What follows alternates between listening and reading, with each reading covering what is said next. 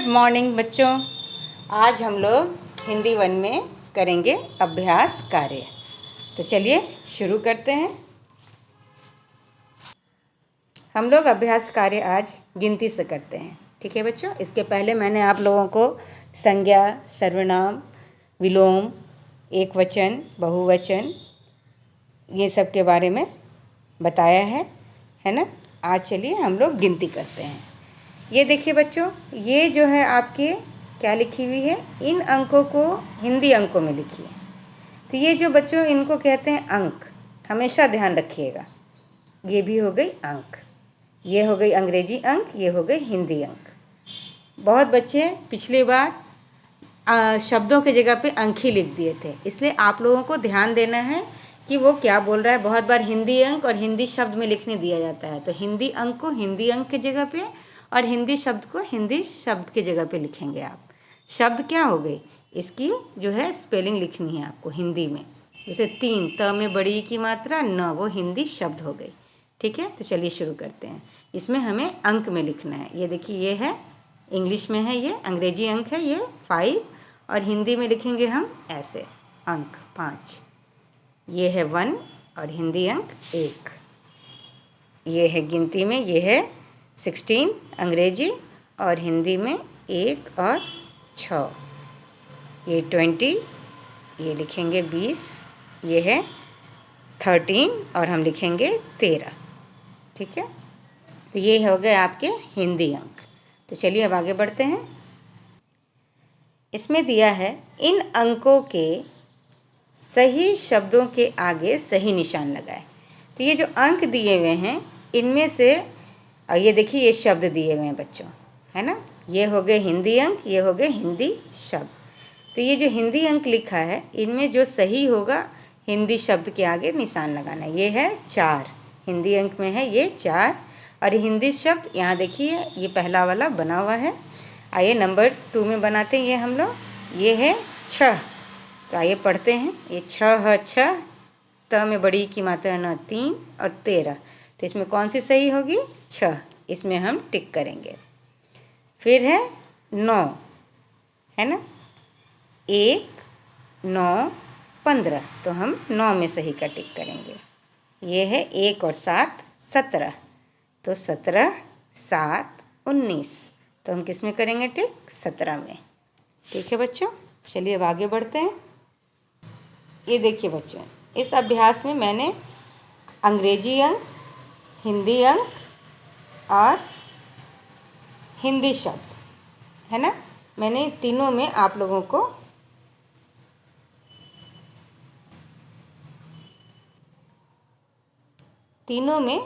को करने के लिए ये दिया है। तो चलिए मैं बताती हूँ आप लोगों को। सबसे पहला है अंग्रेजी अंक, पढ़ते हैं। पहला नंबर है 1, फिर है 1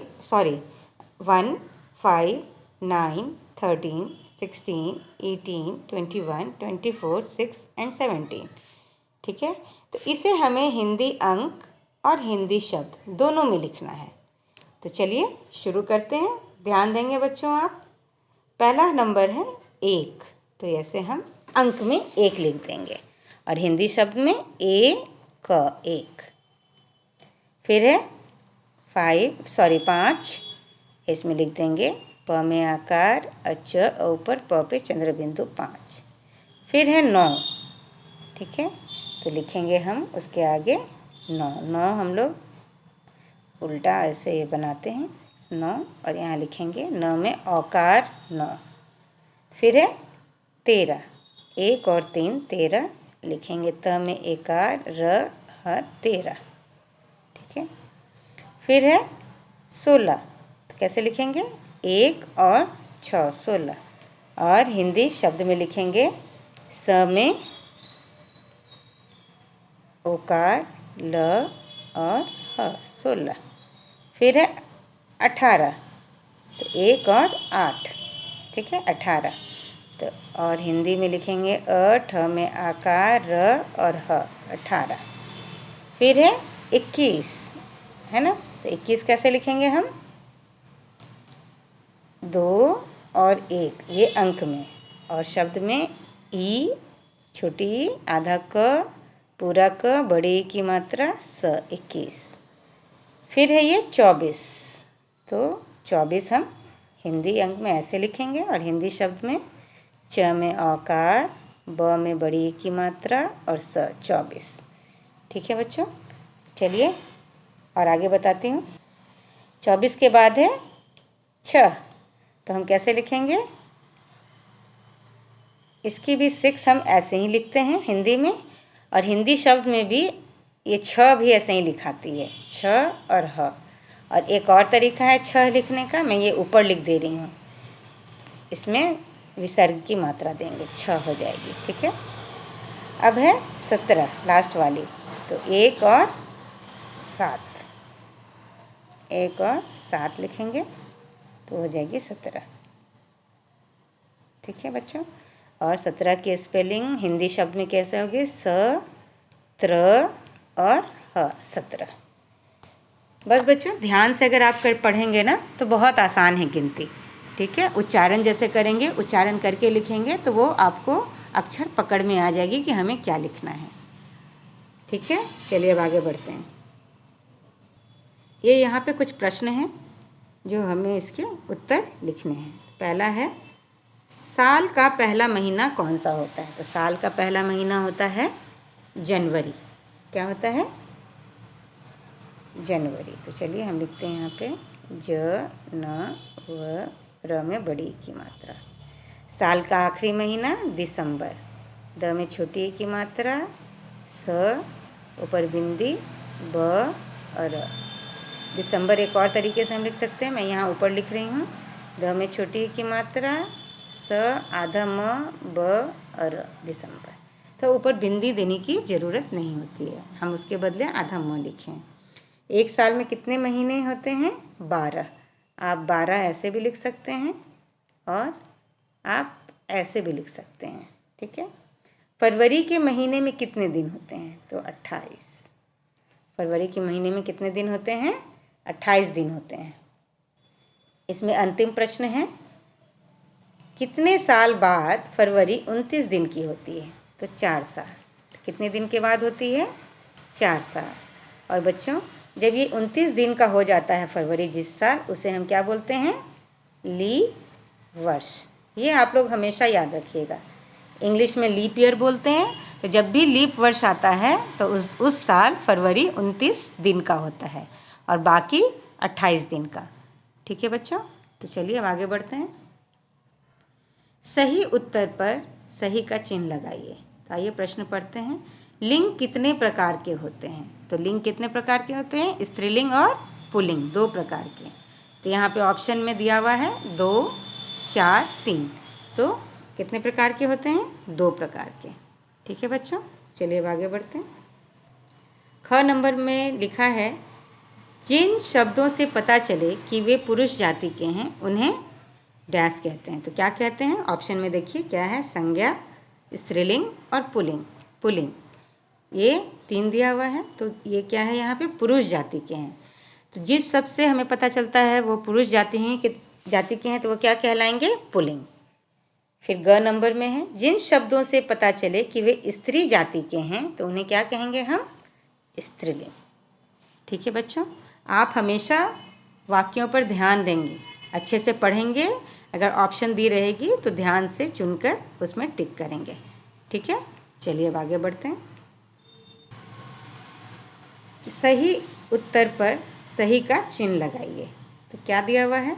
शब्द के जिस रूप से पता चलता है कि वह संख्या में कितनी है उसे डैश कहते हैं। तो उसे हम क्या बोलते हैं? जिस रूप से, शब्द के जिस रूप से पता चलता है कि वह संख्या में कितनी है उसे हम क्या कहते हैं? वचन। क्यों? क्योंकि यहाँ पे नहीं दिया है कि एक पता चले कि एक से ज़्यादा पता चल रहा है, तो इसलिए हम उसमें डालेंगे वचन। जिन शब्दों से किसी भी वस्तु या प्राणी की संख्या एक से अधिक होने का पता चले उसे डैश कहते हैं। देखिए बच्चों, आप वाक्यों में अंतर देख रहे हैं। जिन शब्दों से किसी भी वस्तु या प्राणी की संख्या एक से अधिक होने का पता चले उसे क्या कहते हैं? बहुवचन। क्या कहते हैं? बहुवचन। तो बहुवचन इस तरफ है बहुवचन, ठीक है, क्योंकि यहाँ बता रहा है एक से अधिक होने का पता चले। ग नंबर में है निम्न शब्दों में से एक संख्या बताने वाला शब्द है। कौन सा शब्द एक संख्या बता रहा है?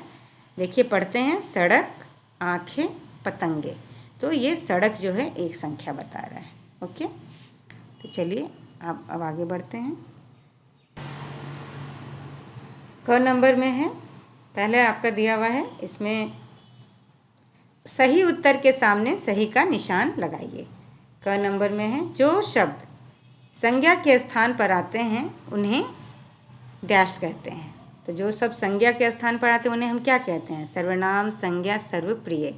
तो उसे हम सर्वनाम कहते हैं। जो शब्द संज्ञा के स्थान पर आते हैं उसे हम सर्वनाम कहते हैं। डैश घर कहाँ है, वाक्य में उचित सर्वनाम भरो। तो तुम घर कहाँ है नहीं होगा, तुम्हारा घर कहाँ है, तो ये सही होगा। ग नंबर में है निम्न में से कौन सा शब्द सर्वनाम नहीं है। ग नंबर का प्रश्न है, इनके जो दिए हुए हैं ऑप्शन, इनमें से कौन सर्वनाम नहीं है। तो मैं, तुम, रवि। तो रवि संज्ञा शब्द है, तो ये सर्वनाम नहीं है, इसे हम टिक कर देंगे। फिर है हम कल खेलने जाएंगे।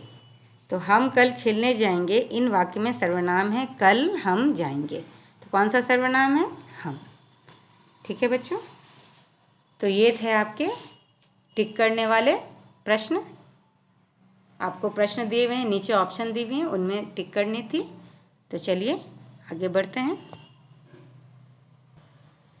निम्नलिखित वाक्यों में से सर्वनाम शब्द चुनकर सामने लिखिए। तो इनमें से हमें सर्वनाम शब्द चुनकर सामने लिखना है। आप चाय लीजिए, तो ये क्या होगा यहाँ पे? आप। बाहर कोई पुकार रहा है, तो यहाँ सर्वनाम शब्द है कोई। दूध में कुछ गिर गया, तो यहाँ सर्वनाम शब्द है कुछ। हम मिलकर काम करेंगे, तो हम क्या हो जाएगा? आपका सर्वनाम शब्द हो जाएगा, है ना। तो यहाँ लिखेंगे हम। तो बच्चों ये थे आपके अभ्यास कार्य। अब हम अगले क्लास में और चीज़ सीखेंगे, ठीक है। तब तक के लिए धन्यवाद।